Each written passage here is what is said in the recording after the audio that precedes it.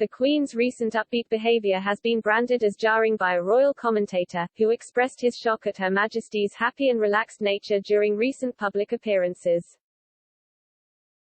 Since the death of her husband Prince Philip in April, the Queen has put on a happy face for the public and has attended several high-profile engagements. Royally Us host Molly Mulshine said, "I think she has to put on a happy face for the public, but also that's not really in line with the British stiff upper lip. Maybe Shush is sending a message that Shush is a little bit more in her feelings and emotions than she would have been in the past.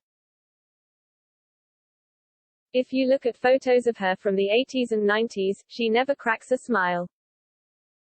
Co-host Joe Drake agreed and said, "Maybe that's why it's so jarring. In these pictures I see, it's full teeth, she looks like Shush is having the time of her life." The Queen was recently praised for her appearances during the G7 summit weekend in Cornwall on June 11 to 13. On Friday, June 11, she hosted world leaders for an evening reception at the Eden Project and was seen joking whilst taking a commemorative photograph.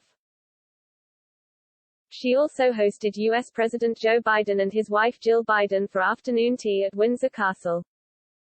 The meeting was reportedly a success, with the President and First Lady stay an additional 10 minutes past their allocated time to converse with Her Majesty. In a later press interview, President Biden spoke of the Queen's generosity and said, "I don't think she'd be insulted, but she reminded me of my mother.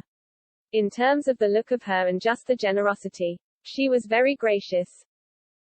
During an engagement with Australian Prime Minister Scott Morrison later in the week, he teased her about her success at the G7 summit. After greeting the Queen in the Oak Room of Windsor Castle, he said, "You were quite the hit. Everyone was talking about you at dinner the next night." The Queen is expected to travel to Scotland for a 4-day tour next week, to visit organisations celebrating Scottish heritage and community. The Queen has been praised for her commitment to public duty in light of losing her husband of over 7 decades, Prince Philip. Prince Philip passed away on April 9 at Windsor Castle, with the Queen at his bedside. During a speech at their Golden Wedding anniversary in 1997, the Queen had described him as her strength and stay all these years.